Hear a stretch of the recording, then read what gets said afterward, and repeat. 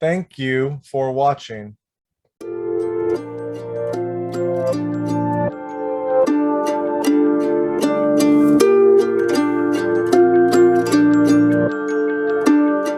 Hello, everyone. This is David Stark from Watch or Pass, and today I'm going to review CODA, or Child of Deaf Adults.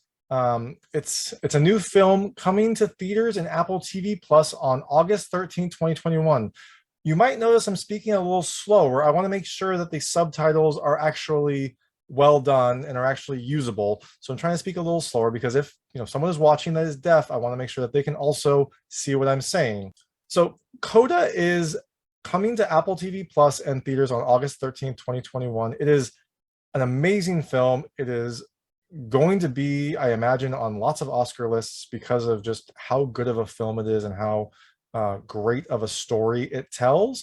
I'm going to tell a little bit about the film. I'm going to talk about what I liked about the film, what I didn't like about the film, and then go into the ending. So, as you can imagine, there will be spoilers. If you don't want to know about what happens in the film, check out the review on watcherpass.com. It's where I post my written reviews. They are vague. They don't go into spoilers. You can read that and get a hint of what the film is like. But honestly, you're going to want to watch this film anyways. So just go watch the film if you don't want to know what happens, and then come back and watch this when you're done. CODA CODA stands for Child of Deaf Adults. It's this designation for children who can hear, but their parents are deaf. So they grow up in this kind of middle ground where they learn sign language and speak to their parents and or maybe other siblings in sign language, but then they also hear. So they then become this kind of essential lifeline for their family if they ever need to do anything involving hearing. And so they take on these roles where they become essentially interpreters for their parents, and they get dragged into very much more adult things than I think most children would have because they are kind of essential to this family. So in CODA, you have Ruby, who's played by Amelia Jones, who is the CODA. She's the child that her parents and her brother are deaf, so she communicates with them through sign language and through writing. But she hears, so she also then acts as kind of the interpreter in the family, and also she interacts with people at school through speech, but then she interacts with her family through sign language, and she's kind of in this in-between world, and it causes her to then have a lot of responsibilities that are placed on her that shouldn't be placed on a child, or especially even a young adult, but they do just because of necessity. And so the film is about essentially the Rossi family and their life, and how they kind of interact with their neighbors and go about their day-to-day life and make a living. But then also it's a lot about Ruby and kind of her role and the issues that she has, where she is trying to help the family, help the business, but also she has her own dreams, and those can sometimes clash, and that's a lot of what happens in the film. So four things I liked about this film. The first is the authenticity. So you in this family, you have Amelia Jones playing Ruby, who's kind of the main character. She is the CODA. She hears, but then she also communicates through sign language. And then you have the rest of the family: Frank, played by Troy Kotsur, Jackie, played by Marlee Matlin, and Leo, played by Daniel Durant. And they are all deaf, and they're all deaf actors. So you get this really great sense of authenticity because you have deaf actors. I don't really know how to explain it, but everything just feels very realistic. I think because you have deaf actors who are reacting because they're deaf as you would expect to situations. And then you have Ruby, who Amelia Jones, does a fantastic job. And apparently she didn't speak sign language before kind of learning it for this film. She kind of did a crash course of 9 months of sign language to become fluent enough at least to portray this character. But it is amazing to see, because I obviously can't, I can't speak sign language, but it looks authentic. And you find out in some of the notes about the film that she kind of got comfortable enough that she sometimes would change her own signs for how she thought her character would sign certain things, because sometimes, just as speech is different and can be different, sometimes when you're signing something, you can sign a little differently or have different flourishes and things like that. And so she changed some of the signs that she did because she got so into this character and understood this character so well. And so this film just has this amazing authenticity, because I think it it is authentic. You've got this family, and then there's also, the authenticity is not just in the deaf actors. The family plays a fishing family, and they go out on a fishing expedition. They go out fishing every day, and they're on a fishing boat. They are fishing, they are doing everything that you would expect a fishing family to do. And so the film itself just has this overall sense of, groundedness and reality that helps to tell the story and helps to kind of let you live in this family's footsteps. The second thing I loved, and this kind of came through when I was talking about the authenticity, is the cast. The cast is phenomenal. So I already talked about Amelia Jones. She does an amazing job. I assume she'll be nominated for an Oscar because she did a fantastic job. But the rest of the cast is very good as well. Troy as Frank is funny because Frank and Jackie, who's played by Marlee Matlin, they have this very cute, kind of almost teenager relationship at some points. Like, they are in love with each other, and also they have no filter for the things that they say sometimes. And sometimes they seem to act more like love-struck teens than as parents. And so they kind of form a lot of humor, and then also a lot of just the ridiculousness in this story. And Troy is very funny, and so is Marlee. They form a lot of humor in this film, which is, it's fun to see, because it's fun to see these parents. They always bring a smile to your face.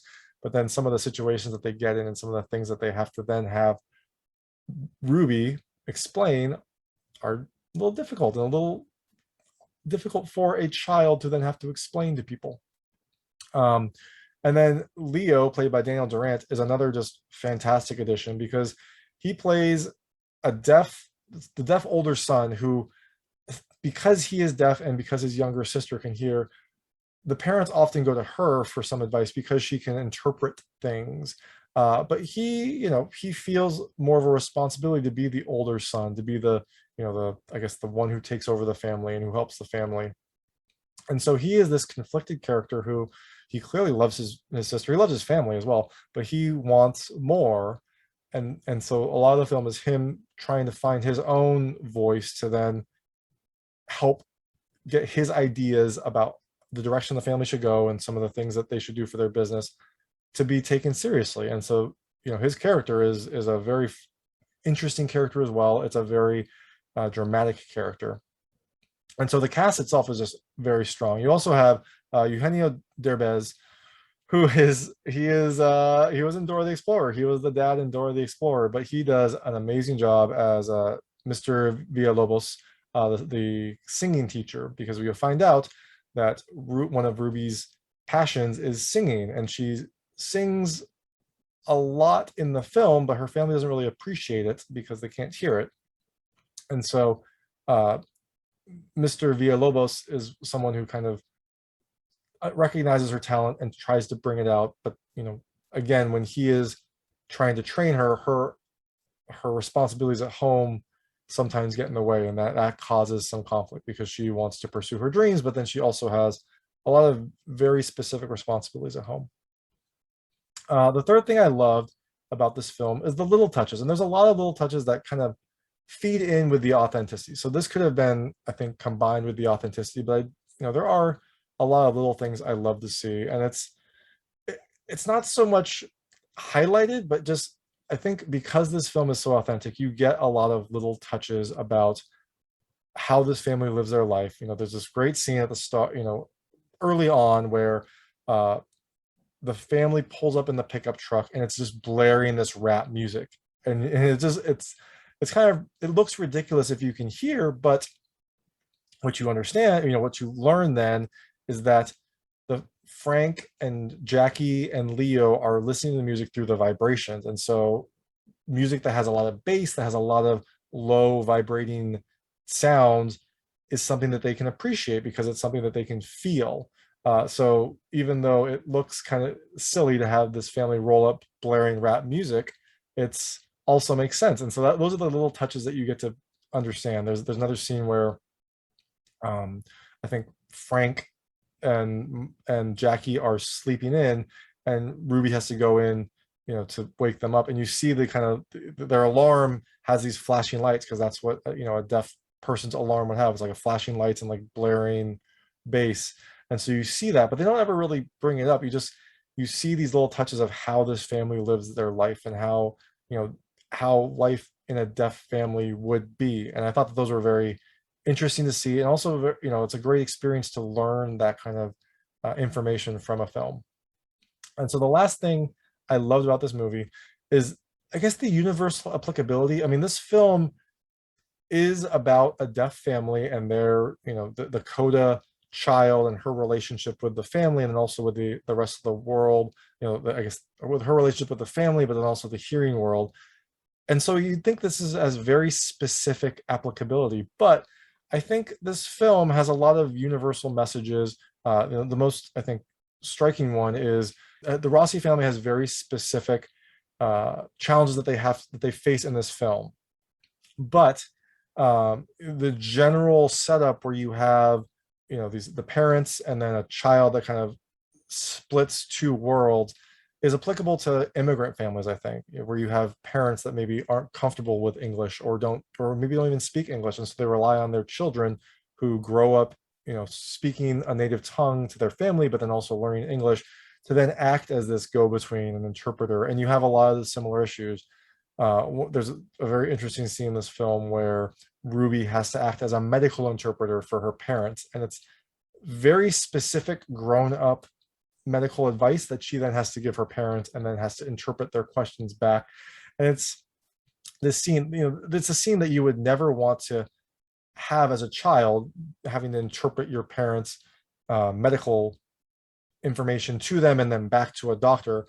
But she's kind of thrust into this because of her role as the CODA in this family. And I think that's something that a lot of immigrant families have. And also there's a lot of working family type lessons in this film. You see the whole family kind of contributing to the business and helping out with the business, and sometimes their own dreams have to kind of take a backstage to help out the family unit. And I think that that's also something that is kind of universally applicable about this film. Things I didn't like, I mean, really nothing. This film is a fantastic film. It's going to be on Oscar lists. It's an amazing film. I guess maybe if there was something, although there really isn't anything, but there is a sense of loneliness and isolation in the family because they are all deaf and because kind of the rest of the world around them is a hearing world. And I feel like some of that could be overcome if it was told today with technology to, text-to-speech technology to let them communicate with people, and also the internet and our connected world allowing more people to interact over chat and messaging and email. I feel like some of the isolation that the family felt would be alleviated by that. But that being said, I don't know what that is like. I don't know how difficult it is to kind of overcome. So again, that's just speculation on my part. But the film is fantastic. So there's really nothing I didn't like about this movie. So going into the ending, and again, if you don't want to know about the ending, don't watch this part. But if you do, here we go. So the film always has this central conflict of Ruby wanting to sing and wanting to go to a specific college to nurture her singing ability. But her parents, especially her mom, are hesitant about her leaving because they I think they've come to rely on her. They rely on her to kind of be this go-between between the hearing world and her deaf family. And so I think they're concerned about the normal things parents would be concerned about, her going out into the world and them not being able to really help and protect her. But there's also this very personal aspect as well, because they rely on her so much for their day-to-day lives and for their business, that I think they're also concerned about that. And so eventually it kind of comes to a head and Ruby decides that she's going to stay. Her family is building up some new aspects of the business, and it would be very helpful for her to be there. So she decides that she's going to stay and help the family, which is it's a noble thing, but it's not great for her personally. Uh, so what happens is she has this kind of end of the year concert with the choir. She's been taking choir as her elective, and her family comes to it. And I think this is the first time they've seen her sing. And she has a solo with another student. And when she's singing, this is the first time her family has seen her perform and seen her perform, by herself in the limelight. And they start to notice the reactions of the people around her. And it's also this really great scene where it's she starts to sing and you're ready to hear her kind of belt out this song in all of its beauty. And then the sound cuts out and you experience it as her family experiences it, which I thought was a very smart shot. I was personally frustrated because I wanted to hear the song, but it's a great way for you to experience what her family experienced in this moment. And what you see is the family starts to kind of look around and see the reactions of people around them, and they see the appreciation that the hearing people around them have for her singing. It's the first time that they can kind of get this, I don't know, like a quality check, I guess, or an appreciation of how her singing affects other people. And so I think they start to see really how talented she is, and how, maybe this is something that she can succeed at, and she can nurture.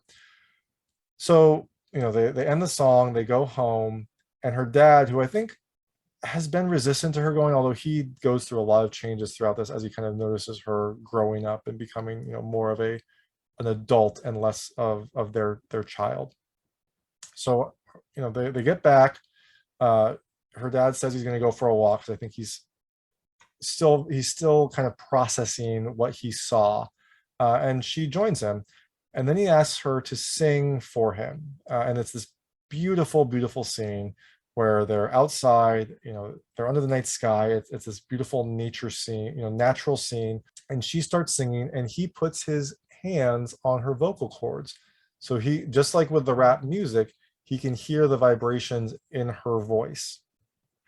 And it is a beautiful scene because you get to hear her sing, but then you also get to see this very touching moment between them when he also gets to kind of experience her singing for himself. And it's beautiful, it's emotional. You probably will cry. I cried. It was a very beautiful scene. And so this is, I think, when he realizes that this is what she wants to do. He sees how much she loves it and how good she is. So the next morning, I think she's already told her teacher, like, thanks for her teacher texts her and says, the audition is still there if you want it. And she says, no, I've decided to stay. But the next morning, her parents get her up, they pack up the car and drive to the audition, because I think Berkeley was, I don't remember exactly where it was. Maybe it was in Boston. So it was a long drive. So they had to kind of drive early to get there in time. So they end up getting there. They make it for her audition, and she goes in. But because of kind of how last minute everything was, she gets there and she doesn't have her music. She doesn't have anyone performing her music for her. So the judges are basically like, okay, well, you're gonna have to sing it a cappella, which she's prepared to do. But then just as that happens, the door opens and her teacher, Mr. Villalobos, is there. He was there helping another one of her classmates audition as well. But I think he was waiting around to see if she showed up. And when she did, he comes in and says, Bernardo Villalobos, Berkeley class of, I forget what year it was, 78, we'll say. I'll play her music for her. So it's this touching scene again where this person who has believed in her and helped to nurture her talent in a hard way. Like he is a hard teacher, but he is hard because he is trying to nurture her talent and bring out the best in her. So it's someone who has been important to her growth throughout this movie, is there to support her. And so he starts playing and she starts singing, but I think either nerves or she hasn't warmed up right. Something is off in this performance. And so he intentionally messes up the music to draw attention away from her and also to give her a chance to reset.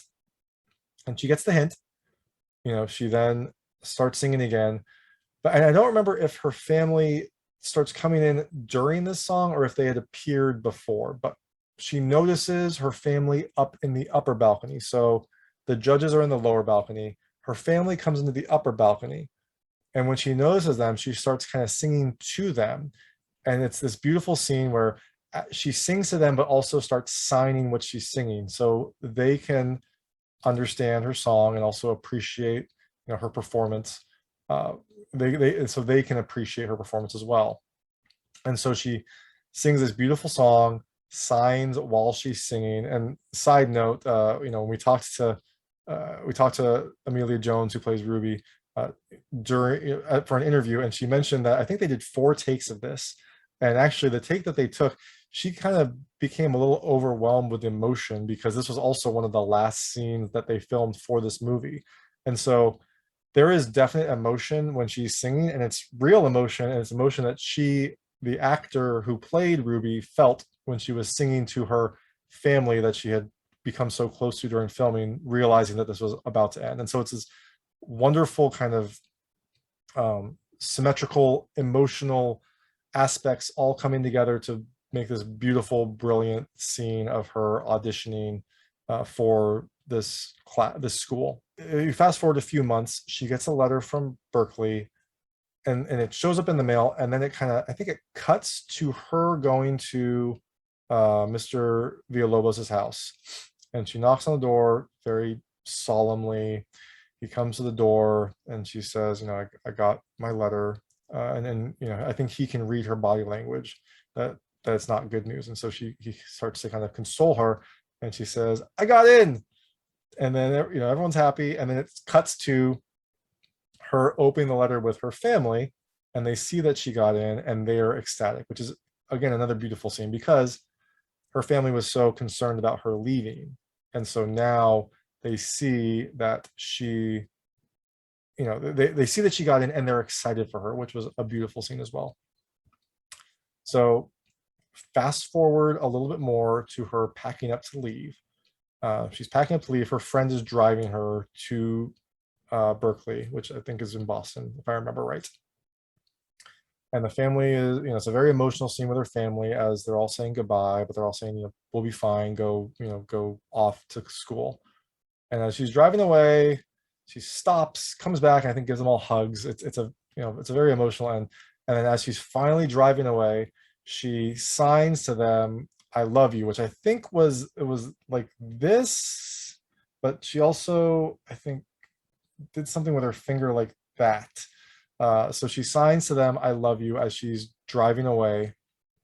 And that's the end of the movie. And, I think from the implication, she's going off to pursue her dream. Her family is fine. They've kind of learned to live without her, and they're also growing. Their business is growing. They are becoming pivotal members of the community and interacting more with their hearing neighbors, and their hearing neighbors are trying to interact more with them. And so it's a very good ending.